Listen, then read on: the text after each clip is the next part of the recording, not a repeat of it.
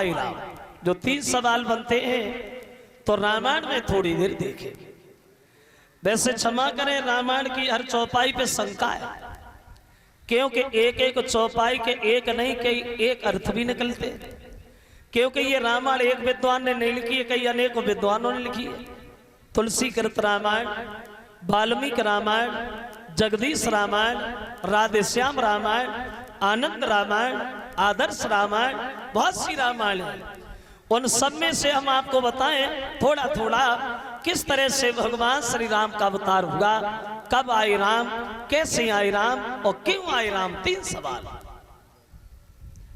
कब आए राम और कैसे आए राम और क्यों आए राम। तो बताया सुखदेव ने महाराज, अयोध्या में एक राजा हुए हैं जिनका नाम पड़ा है अज, और इन अज के घर में महाराज दशरथ जी का जन्म हुआ। और इन दशरथ के घर में 3 रानियां, लेकिन एक विद्वान ये कल्पना करता है वह तो कि दशरथ के घर में 3 रानियां नहीं बल्कि 760 रानियां थी। इन 3 रानियों का दर्जा सबसे ऊंचा बड़ा था, इसलिए ये 3 ही गिनी जाती। ये दशरथ राजा तो थे, लेकिन ये दुखी बहुत थे, परेशान बहुत थे। क्यों दुखी थे दशरथ? जैसा हमने कल बताया था कि सर्व सुख दुनिया में किसी को नहीं, कोई ना कोई कष्ट, कोई ना कोई परेशानी हर आदमी के पीछे लगी। तो ये दशरथ दुखी क्यों थे?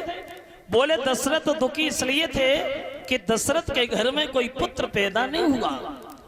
दशरथ के घर में एक लड़की पैदा हुई थी जिसका नाम पड़ा था शांता, और ये शांता जो थी ये श्रृंगी ऋषि को ही ब्याही गई थी। और उस लड़की के होने के बाद दशरथ के घर में लड़का नहीं हुआ तो ये दुखी हुए। लेकिन दशरथ दुखी तो हुए, मगर दशरथ को एक ही बार दुख हुआ कि मेरे लड़का नहीं है। वैसे ये सोचने वाली बात है कि दशरथ को एक ही बार दुख क्यों हुआ। इन्हें दुख तो रोजाना होना चाहिए था कि मेरे लड़का नहीं है, और एक ही बार दुख क्यों हुआ। और जब एक बार दुख हुआ तो कौन सी बार हुआ।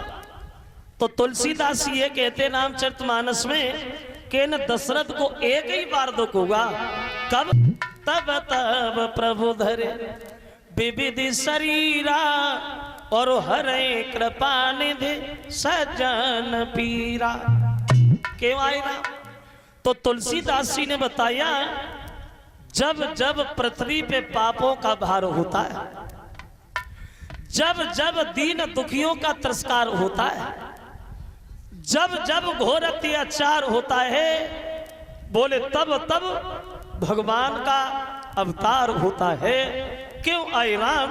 तो तुलसीदास जी कहते हैं, रावण कुंभकर्ण मेघनाथ जब घोर अत्याचार करने लगे तो उनका संहार करने के लिए प्रभु श्री राम को भूतल पे आना पड़ा, इसलिए आए थे राम। लेकिन दूसरे विद्वान ने तुलसीदास की बात फेल कर दी, बोले आए मगर इसलिए नहीं आए।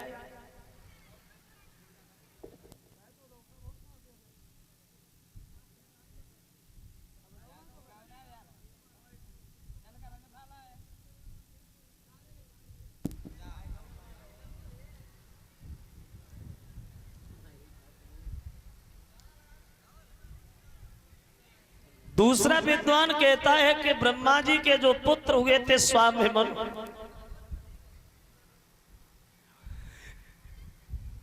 इन स्वाभिमनु ने अपनी पत्नी शत्रुपा के साथ में भगवान नारायण की 6000 साल तपस्या की।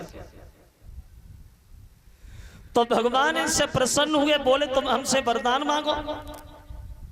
तो दोनों कहने लगे प्रभु हम वरदान में और कुछ नहीं चाहते हैं, इतना कहना चाहेंगे कि हमारे घर में तुम्हारे जैसा पुत्र पैदा हो, हम तुम्हारे जैसा पुत्र चाहते हैं।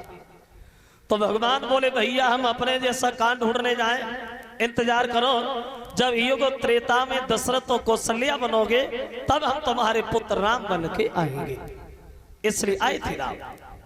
लेकिन तीसरे विद्वान ने इनकी भी बात फेल कर दी, बोले आए मगर इसलिए नहीं आए, फिर क्यों आए। तो तीसरा विद्वान ये कहता है कि एक दिन शंकर जी अपने कैलाश पर्वत पे पार्वती को कथा सुना रही थी, और गिरजा को कथा सुनाते समय बोले गिरजा सुनो, एक कल्प में भगवान का अवतार क्यों हुआ? बोले क्यों हुआ? तो भोले बाबा बोले सुनो गिरजा, क्यों आए थे राम? तो उन्होंने ये बताया कि नारद श्राप और दीन एक बारा और कल्प एक कहीं लगी अवतारा।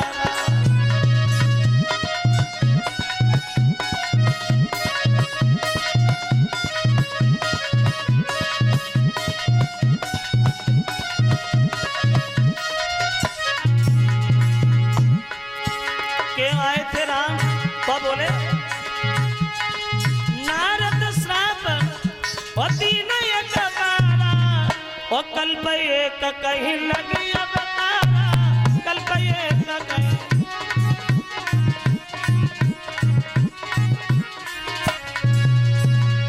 भोले बाबा बोले सुनो गिरजा, एक कल्प में भगवान का अवतार क्यों हुआ? बोले इसलिए हुआ क्योंकि नारद ने भगवान को श्राप दिया था, इसलिए आए थे राम। तो गिरजा चकित भई सुनि बानी और नारद विष्णु भगत पुण्य ज्ञानी। गिरजा ने सुना, गिरजा सर में पड़ेगी। बोले भोले बाबा ये तो आप बिल्कुल गलत कह रहे हैं, नारद भगवान को श्राप कैसे दे सकते? क्योंकि भगवान के पुजारी हैं नारद, सेवक हैं नारद, और सेवक अपने स्वामी से कभी नाराज नहीं होता। तो आपने ये कैसे कह दिया कि नारद ने भगवान को श्राप दिया? बोले सुनो गिरजा, मानना तो तुम्हें पड़ेगा। कैसे श्राप दिया? बोले सुनो, एक दिन देवर्षि नारद हिमालय पर्वत पे ठहर गए और इन्होंने मन में सोचा कि बीड़ा तो बहुत बजा लिया, चलो थोड़ा भजन ही हो जाए।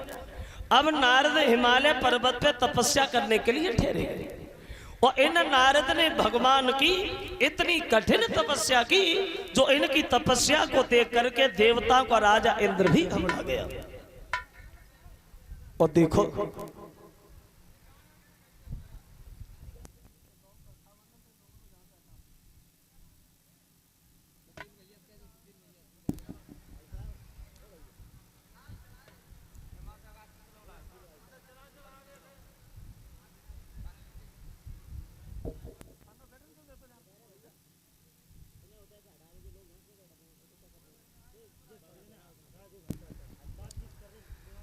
जब हिमालय पर्वत पर नारद ठहर गए तो इंद्र इसलिए डर गया। एक बात हम आपको बताएं, पहले ये इंद्र का कोई टिकाऊ नाम नहीं था।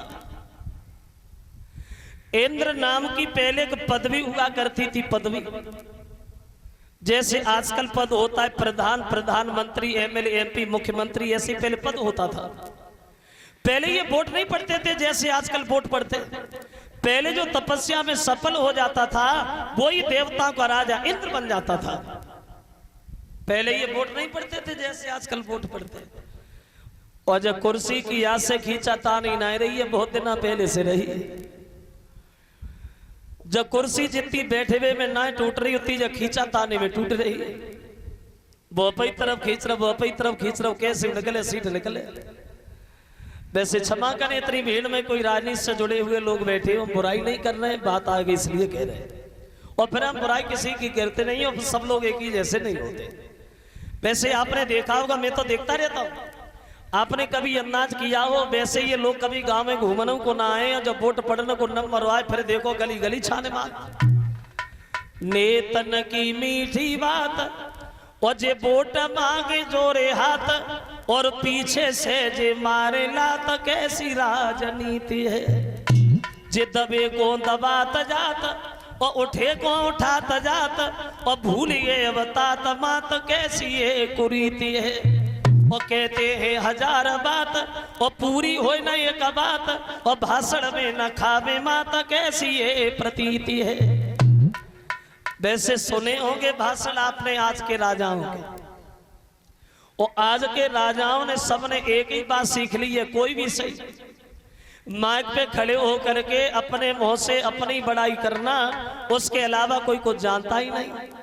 माइक पे खड़े हो गए और भाषण देना शुरू हो गए। हमारे